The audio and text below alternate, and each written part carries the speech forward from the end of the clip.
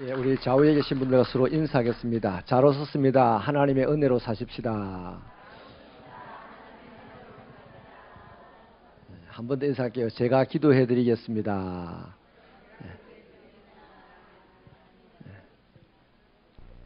감사합니다. 오늘은 주 예수 그리스도의 삼중직이라는 제목으로 말씀을 드릴 텐데, 세 가지 예수님의 직분이 있다는 얘기입니다. 우선 23문을 우리 같이 읽어보십시다. 시작. 그리스도께서 어떻게 우리의 구원자이십니까? 답을 바로 읽어볼게요. 시작. 우리의 구원자로서 낮아지심과 높아지심 가운데 그리스도는 우리의 선지자요 제사장이요 왕이십니다. 예수님을 우리의 선지자, 제사장, 왕이다 이렇게 지금 답을 하는데, 거기에 중요한 그 지적이 있습니다. 낮아짐과 그 다음에 높아짐이라는 지적을 하고 있습니다. 낮아짐이 뭐겠습니까? 하늘에서 땅으로 오신 거죠. 그래서 성육신, 신이 사람이 된 성육신이 낮아짐입니다. 거기에다가 하나 더 내려가 가지고 어떻게 됩니까? 종이 되어서 십자가에서 죽으심을 당합니다. 여기까지 죽기까지 낮아진 거죠. 그래서 구약 시대에 기름 부음 받은 자, 하나님의 구원을 백성들에게 나눠줄 수 있도록 기름 부어 주신 분들이 세 분들이 있습니다. 선지자와 제사장과 왕이 기름 부음을 받았어요. 뭐라고 하냐면 군림하고 어떻게 하라고 아니라 하나님의 구원을 선지자로서 제사장으로서 왕으로서 알릴 수 있도록 그렇게 기름을 부어줬는데, 그 사람들이 못한 게 바로 이거예요. 이게 안 되는 거지. 이게 불가능한 겁니다. 사람으로서는. 그래서 그 사람들이 뭘 예표를 하냐면 오실 예수 그리스도를 예표를 한 것이 바로 선지자와 제사장과 왕들입니다. 그래서 예수님이 이제 오셔서 낮아졌어요.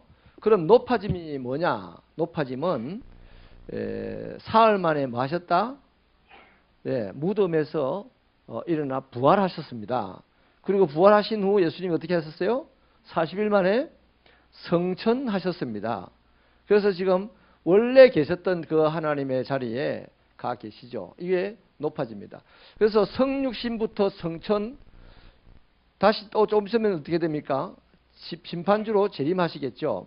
여기까지를 통틀어서 하나님의 구원 사역이다라고 말할 수가 있는 거예요. 그래서 우리는 예수님의 십자가, 성육신과 십자가를 통해서 하나님의 구원을 받았지만, 그 구원은 예수님의 재림을 통해서 이루어진다. 아멘입니까? 그 예수님 재림할 때까지 우리는 어떻게 살아야 된다? 잘 살아야 돼요. 믿어야 되는 게 아니고, 믿음으로 끝나는 게 아니고 잘 믿어야 됩니다. 바르게 믿어야 되는 거예요. 그런데 많은 그리스도인들이 믿기는 잘했어요. 그럼 믿기는 잘해가지고 세상에서 높아지긴 했습니다. 그런데 이상하게 다 나쁜 쪽으로 다 흘러가는 거죠. 왜? 재림하실 예수까지를 안 기다리는 거죠. 이제 그런 사람들은 예수 재림하는 걸 원치 않습니다. 왜? 예수 재림하면 높아진 자리 내놔야 되거든. 우리 미국의 청교도들이 영국에서 신앙생활 자유롭게 잘하겠다고 미국으로 건너갔지 않습니까? 근데 미국에 건너간 그 청교들이 세계 역사 속에서 가장 노예 제도를 오랫동안 존속시킨 사람들입니다. 그러니까 사람을 노예로 부리는데 예수를 가장 강력하게 믿는다고 하는 사람들이 노예 제도를 가장 오래 존속시켰어요. 강력하게 믿었는데 뭐 했다? 잘못 믿었대. 잘못 믿었어요. 그러니까 지금은 예수를 강력하게 믿는 것도 중요하지만 그거 50점입니다. 100점짜리 믿음이 필요한 시대입니다. 그래서 어떻게 이제 잘 믿어야 돼요. 잘 믿어야 돼. 잘 믿어야, 바르게 믿어야 되는 거예요. 자, 그 다음에 24문을 읽어보겠습니다. 24문 시작. 그리스도께서 어떻게 선지자이십니까? 자, 답을 읽겠습니다. 시작. 선지자로서 그리스도께서는 우리의 구원을 위한 하나님의 뜻을 그분의 말씀과 영으로 계시합니다. 하나님의 우리를 구원하려 하는 하나님의 뜻을 선지자가 하는 일은 말로서 설명을 하고 또 예수님이 선지자로서 구약시대의 선지자가 아닙니다. 완전한 선지자로서 그 말씀을 이해할 수 있도록 성령을 통해서 알려주시는 거죠. 그런 말씀이십니다. 여러분 마태복음 4장에 보면 예수님의 공생의 사역에 대한 어떤 시작 부분을 말씀을 하고 있는데 세례받고 또 금식하고 난 후에 시험을 당하고 그 다음 천국 복음을 선포하고 제자들을 부르시는 그런 내용들로 되어 있죠. 예수님이 세례를 받을 때 성령이 말하기를 내 사랑하는 아들이요 내 기뻐하는 자다, 이렇게 하나님의 사랑하는 아들이라고 공식적으로 선언을 합니다. 예수님이 금식하고 마귀의 시험을 당하면서 오늘 우리 그리스도 이름으로 살아가는 하나님 백성들에게 말씀으로 세상을 이기는 방법을 가르쳐 주셨어요. 아멘입니까? 그 다음에 제자들을 부르셔가지고 자신의 사역을 왕성하게 퍼뜨리셨습니다. 그리고는 천국이 가까웠다는 이 선포를 통해서 당신이 하나님의 선지자, 예언자임을 가장 적극적으로 표현을 한 거죠. 여러분, 천국이 가까웠다. 어떻게 말할 수 있습니까? 천국에서 온 사람이 말할 수 있는 거예요. 천국에서 오신 분이 말할 수 있는 거예요. 여러분, 그래서 이 땅에 오신, 이 세상에 오신 예수님은 세 가지 직분을 행함으로써 우리 하나님의 구원 사역을 베풀었는데 뭐랬어요? 선지자, 그 다음에 제사장, 그 다음에 왕으로서의 직분을 감당을 했는데 오늘은 이 선지자직만 말씀을 나누려고 합니다. 그래서 이 첫 번째 선지자 사역이 뭡니까? 이게 하나님의 말씀을 전하는 사역입니다. 선지자는 입으로 말씀을 전하는 사역이죠. 그래서 하나님의 백성이 되는 방법, 하나님의 백성이라면 어떻게 살아야 하는가, 이런 것들을 말을 함으로써 그 말 속에 하나님이 자기 백성들을 구원하려고 하는 뜻이 내포되어 있도록 했습니다. 자, 예수님이 말을 할 때 이래야 하나님의 백성이 되는 거야, 하나님의 백성은 이렇게 사는 거야 라고 말을 하는데 그 말을 가만히 듣는 사람들이 깨닫는 게 뭐냐면 우리를 구원하시는 하나님의 뜻이 여기 있구나 하는 걸 깨닫는다 이 말이에요. 할렐루야. 그래서 주님의 말씀은 하나님의 백성들의 자격, 하나님의 백성들의 삶에 대해서 말씀을 하셨는데 그 말씀을 듣는 제자들의 귀로 듣고 마음에 새겨진 것은 자신을 구원하기 위한 하나님의 뜻이 기록되어지고 새겨지는 거예요. 자, 이런 차원에서 성경을 한번 보겠는데요. 요한복음 15장 15절 한번 읽어볼까요? 15장 15절 시작. 이제부터는 너희를 종이라 하지 아니하리니 종은 주인이 하는 것을 알지 못함이라. 너희를 친구라 하였노니 내가 내 아버지께 들은 것을 다 너희에게 알게 하였음이라. 예수님이 제자들에게 종이 아니다, 너희 내 친구다 라고 말하면서 이 친구 관계에 대한 얘기인데 그 키포인트가 뭐냐면 내가 아버지께 들은 걸 너희한테 다 말해줄게 이 말입니다. 예수님 스스로가 자기를 누구라 한다? 하나님의 아들이라고 지금 이야기를 하는 거예요. 내가 아버지께 들은 거 이거 세상에 아무도 모르는 비밀인데 네 친구이기 때문에 너희한테 얘기해 줄게. 옛날엔 다 자기를 종이라고 생각했기 때문에 이야기해줘도 못 알아듣는다. 근데 친구는 알아듣는다. 그래서 내가 친구야, 너에게 내 아버지께 들은 거를 말해줄게 하는 그 말이죠. 요한복음 20장 30절 31절 같이 읽겠습니다. 시작. 시작. 예수께서 제자들 앞에서 이 책에 기록되지 아니한 다른 표적도 많이 행하셨으나 오직 이것을 기록함은 너희로 예수께서 하나님의 아들 그리스도이심을 믿게 하려 하며 또 너희로 믿고 그 이름을 힘입어 하려 함이니라. 아멘. 이 말이 뭔 말이냐면 이 요한복음이 쓰여진 기록, 더 나아가서 성경이 쓰여진 기록이 1차적인 이 목적이 뭐냐면 예수가 하나님의 아들이라는 것을 알려서 믿게 하기 위함이고 그것을 믿는 자들이 영생을 얻게 하기 위함이라는 겁니다. 그래서 여러분 예수 그리스도가 하나님의 아들이요, 예수 그리스도가 이 땅에 와서 선지자로서 하나님의 뜻, 사람들을 구원하기 위한 하나님의 뜻을 하나님의 친아들이 가장 정확하게 알지 않겠어요? 그래서 그분이 이 땅에서 사람들에게 선지자로 말씀을 전했다는 것입니다. 그 말씀들을 하나님이 백성들에게 믿으라고 성경이 기록되게 되었다 하는 것입니다. 누가복음 4장 18절로 19절 읽어볼까요? 시작. 주의 성령이 내게 임하셨으니 이는 가난한 자에게 복음을 전하게 하시려고 내게 기름을 부으시고 포로된 자에게 자유를, 눈먼 자에게 다시 보게 함을 전파하며 눌린 자를 자유롭게 하고 주의 은혜의 해를 전파하게 하려 하심이라 하였더라. 그 다음에요. 한 절 더 읽겠습니다. 21절 시작. 이에 예수께서 그들에게 말씀하시되 이 글이 오늘 너희 귀에 응하였. 아멘. 여기 말씀이 누가복음이 하신 이 말씀에 보면 예수님의 사역의 대상이 나오는데 뭐 가난한 자, 눈먼 자, 억눌린 자, 뭐 포로된 자, 이 세상에서 자기 스스로 살아가기에는 불가능한 사람들, 그 사람들이 예수님의 사역의 대상입니다. 옛날에요, 이명박 전 대통령이 대통령 출마할 그 무렵에 서울시장을 이제 사퇴하고, 그때 제가 몽골에 갔다 오다가 KTX 서울역에서 그분들의 동선하고 우리 동선이 맞닥뜨려져 가지고 만났습니다. 그래서 악수를 해요.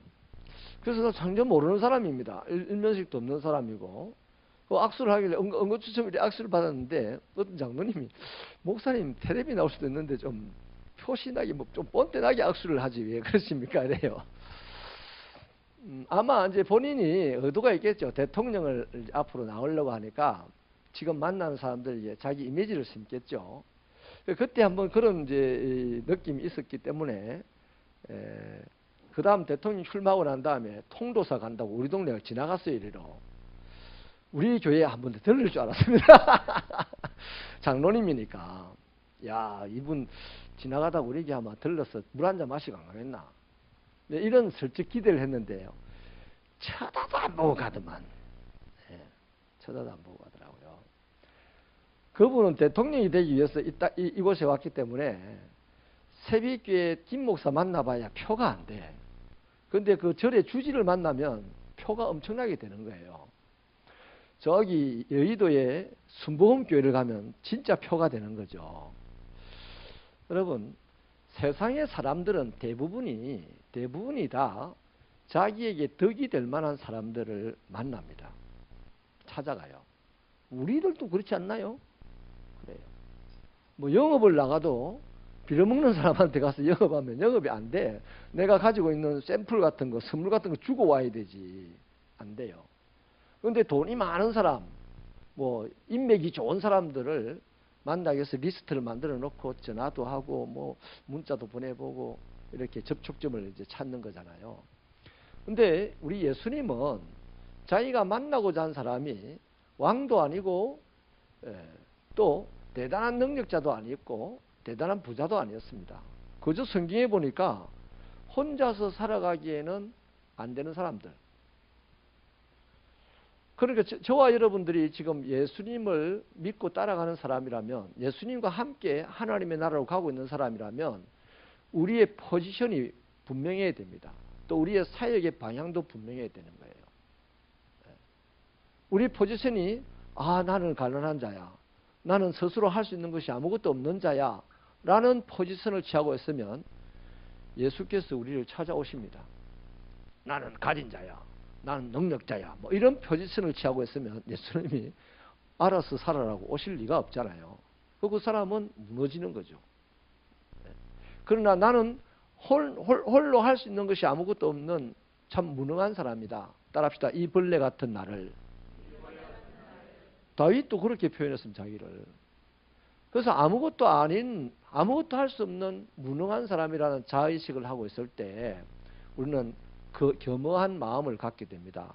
그런 사람에게 예수님이 찾아오셔서 힘주셔서 일을 하게 하시고, 그래서 결국에는 약한 자를 들어서 강한 자를 부끄럽게 하려는 하나님의 의도가 세상에 드러나게 하시는 거예요. 그렇게 우리의 포지션이 분명해야 되고, 또 우리의 사역의 방향도 마찬가지입니다. 혼자 잘 살아가면서 그 사람 찾아가 사역할 게 뭐 있습니까? 잘 살아가고 있는데. 혼자 못 살아가면서 돈이 없어서 못 살아가는 사람에게는 구제비로 사역을 하고 복음이 없어서 못 살아가는 사람에게는 복음으로 살도록 사역을 하고 뭐 이러는 거 아니겠어요? 아멘입니까? 그래서 우리 새벽교회는 선교를 지향을 지금 하고 있는데 왜 그렇습니까? 선교를 하는데 저 뭐 영국이나 미국이나 사실은 영국이나 미국이 지금 선교 대상입니다. 복음이 없어요. 거기는 문화만 있어요. 문화. 어쨌든 우리가 복음을 가지고 복음이 없는 곳, 가난한 국가, 캄보디아, 저는 개인적으로 우리 교회가 필리핀이 좋겠습니까? 캄보디아가 좋겠습니까? 저기다 벽에 붙여놓고 별표를 붙여보세요 했더니 저는 내심 필리핀이 좋겠다라고 말하는 표를 붙여주면 좋겠다는 생각을 했는데 아니나 다르고 생각과는 다르게 뭐 압도적으로 캄보디아에 별표가 붙더라고요. 그래서 성도들이 우리 성도들이 캄보디아를 원하시는구나 해서 캄보디아에 선교지를 정하고 지금 교회를 건축 중에 있지 않습니까? 그럼 누구 한 사람이 뭐 의도해가지고 하는 거 아니잖아요. 교인들이 다수가 그 일을 원했기 때문에 그 뜻을 따라서 가고 있는데 여러분 지내놓고 보니까 지금 와서 보니까요.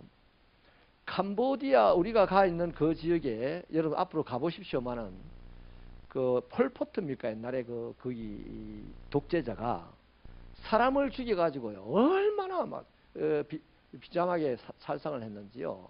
세계적으로 유례가 없는 살상을 했습니다. 지금도 그 해골 바가지를 이렇게 탑처럼 다 쌓아놨어요. 우리가 가는 그 지역에 가보면.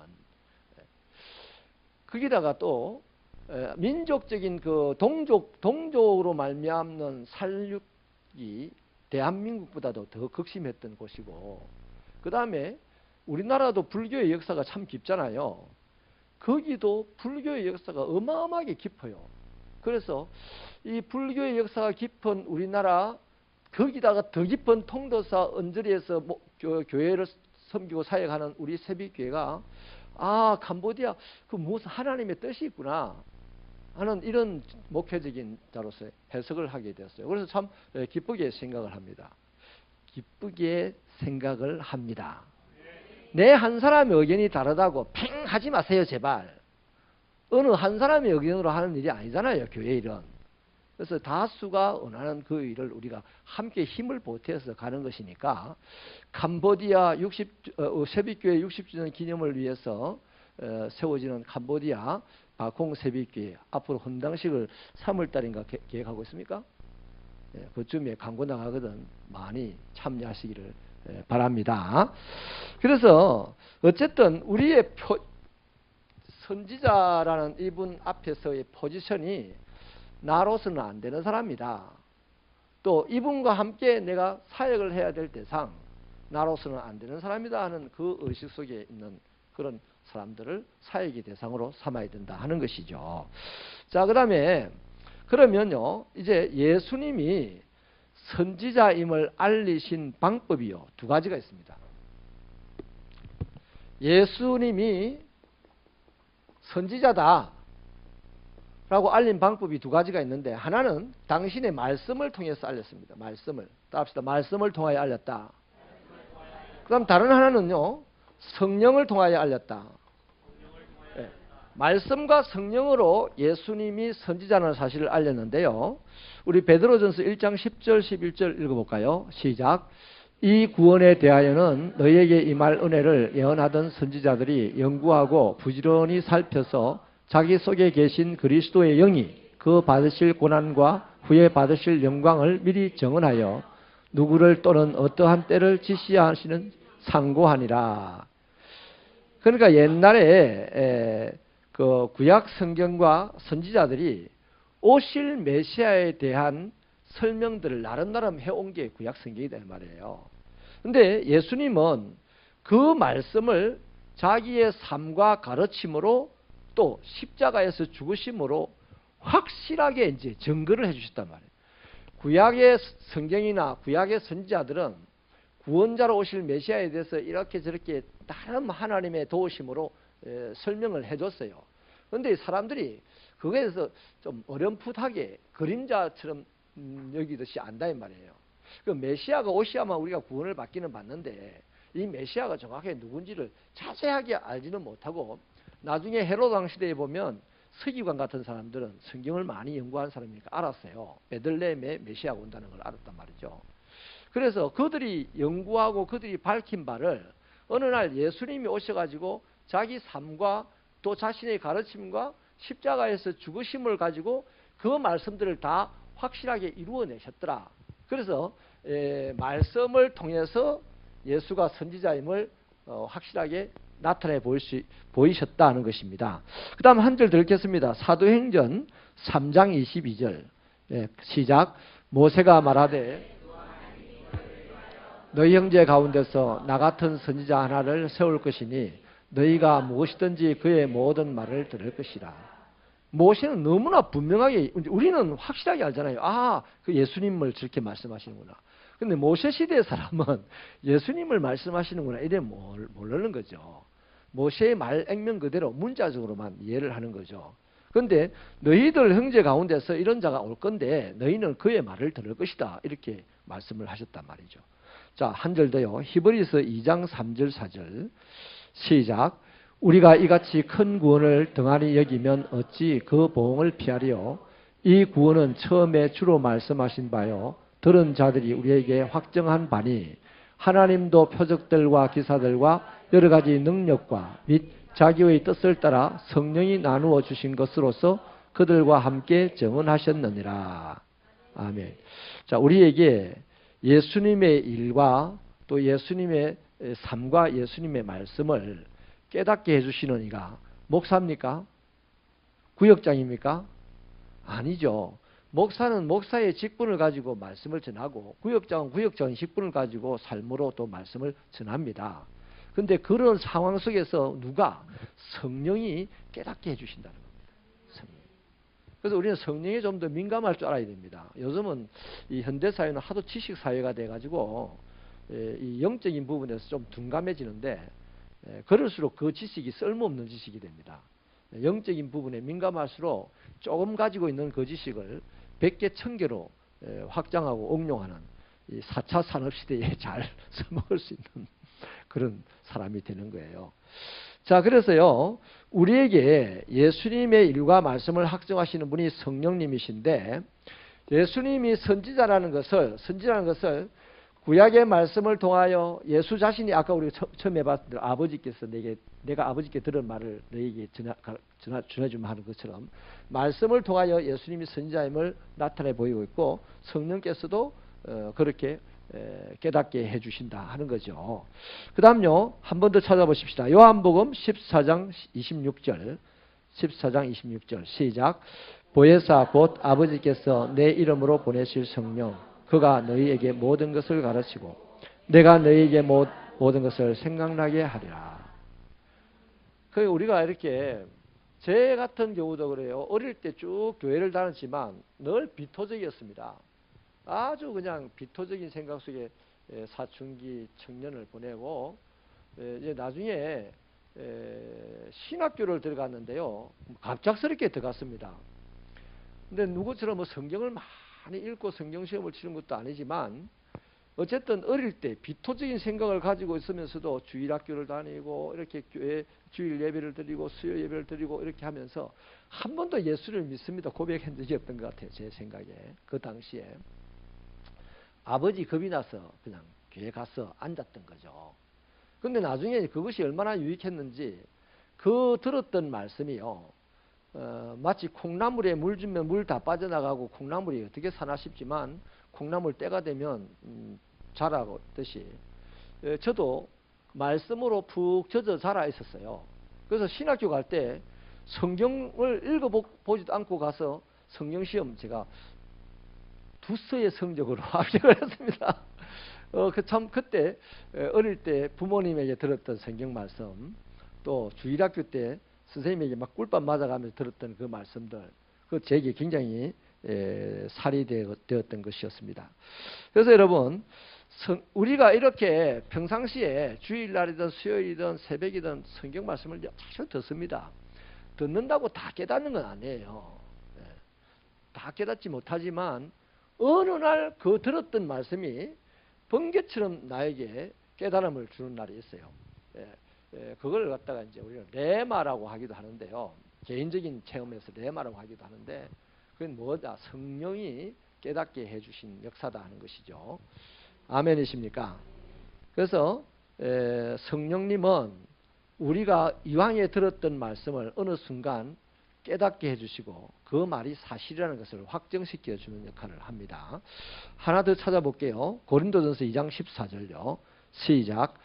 육에 속한 사람은 하나님의 성령의 일들을 받지 아니하나니 이는 그것들이 그에게는 어리석게 보임이요 또 그는 그것들을 알 수도 없나니 그러한 일은 영적으로 분별되기 때문이다. 여러분, 성령이 아니면, 성령의 도움을 받지 않으면요, 우리가 하나님의 일을 믿지 않습니다. 또 영적인 일들을 어리석다고 조롱합니다. 교회 안에도 이런 사람 많아요. 혹시 나 자신은 아닌지 한번 스스로 탁 질문해 보면 바로 답이 나올 겁니다. 성령의 도움이 아니면 하나님의 일을 못 믿어요. 하나님의 일을 한다고 나서는 사람들을 어리석다고 조롱합니다. 여러분, 그런 분들이 되지 마시기를 바랍니다. 저 세상에 없어요, 그런 사람이.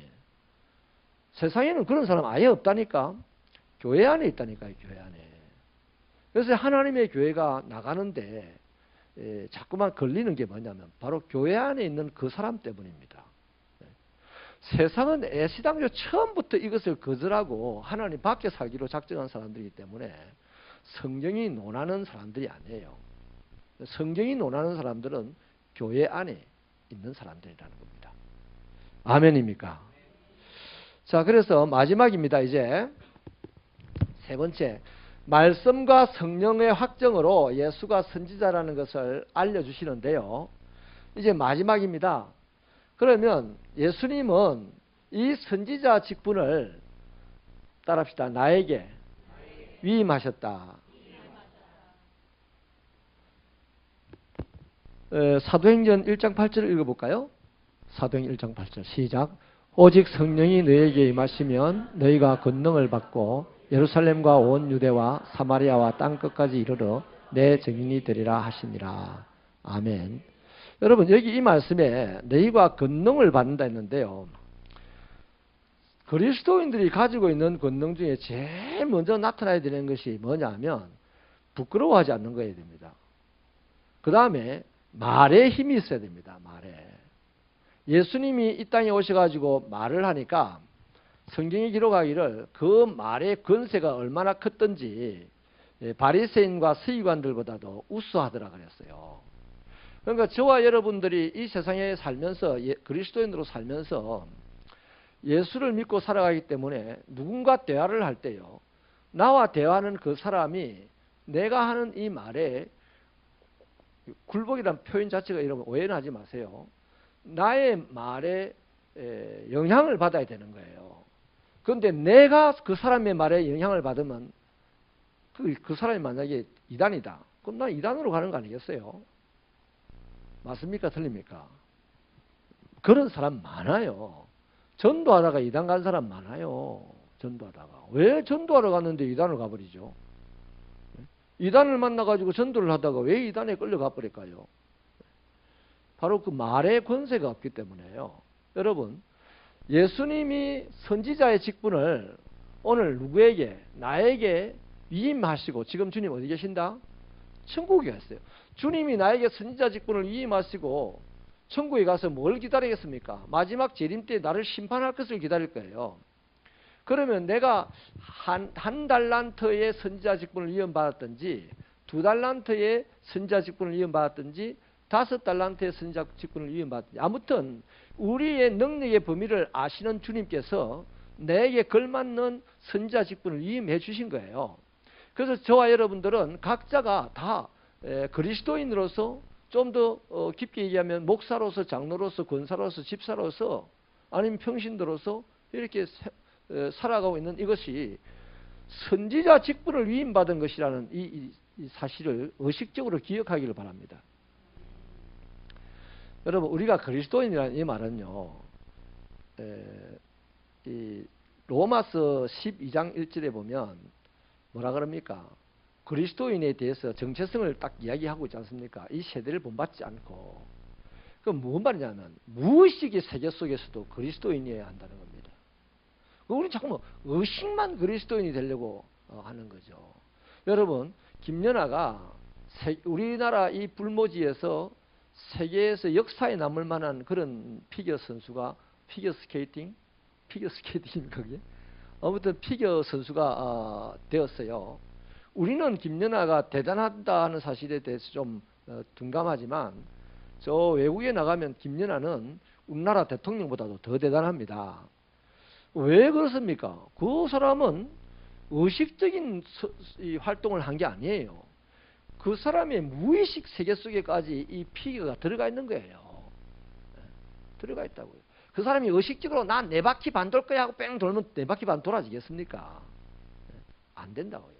그 무의식의 세계까지 완전히 피겨 속에 빠져있기 때문에 그런 인물이 되는 거예요. 저와 여러분도 우리가 어디까지 가야 되냐면 무의식적인 세계까지도 그리스도인으로 들어가야만 우리는 한 걸음 한 걸음 장성하여서 그리스도의 장성한 분량에 이르게 되는 거예요. 그 자연스럽게 그렇게 이르게 돼야 되는데 이것을 성령의 감동으로 아니면 권한으로 아니면 훈련으로.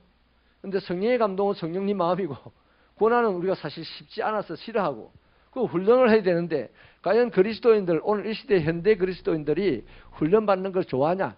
안 좋아한다 이거예요. 훈련 받으시기를 축원합니다. 그 훈련 받아야 돼요. 훈련 받아야 돼요. 훈련을 받고 또 받고 또 받고 또 받아서 무의식의 세계까지 그리스도인으로 변해갈 때 그 사람이 바로 로마서 12장 1절이 말하는 사람이 되는 거예요. 그냥 이 세대를 본받지 않고 아무리 본받지 않겠다고 의식을 가진데도 안 본받으십니까? 의식을 하면 할수록 더 본받을 일이 많아지네. 그런 겁니다. 자, 그래서 선지자의 직무, 예수님이 하셨던 이 선지자의 직무를 우리에게 위임해 주셨으니까 우리도 이제는 내가 이 세상을 살아가는 것은 선지자로서 살아가는구나. 그냥 그리스도인으로 살아가는구나 하는 사람하고 내가 그리스도인이기 때문에 나는 선지자의 직분을 위임받고 사는 사람이다 라고 생각하는 것 차원이 다른 거예요. 삶의 차원이. 아멘입니까? 그래서 베드로전서 2장 8절입니까? 거기에서도 말하잖아요. 우리를 갖다가 왕같은 제사장이요 그 다음에 하나님의 덕을 선포하는 사람이라고 하잖아요. 그거 뭡니까? 선지자죠. 선지자. 그 우리 다음 시간 계속 제사장 왕에서 말씀을 나누겠습니다만 우리는 이 세상을 살아가는 그리스도인이라면 진짜 천국 갈 그리스도인이라면 우리는 주님께서 왕으로 이 땅에 지금 세워놨습니다. 제사장으로 세워놨어요. 선지자로 세워놨어요. 근데 내가 왕으로 선지자로 제사장으로 삶을 제대로 못 살아간다. 그 사람은 마지막 심판대 앞에서 1달란트 받은 사람이 될 것이고 좀 살아가면 2달란트 받은 사람이 될 것이고 더 살아가면 5달란트 받은 사람이 될 것이다 이 말이에요. 이런 너무나 맞아떨어질 구체적인 이 성경 말씀 속에서 우리 제대로 잘 믿고 바르게 신앙생활하는 새벽 교회 성도들 되기를 축원합니다.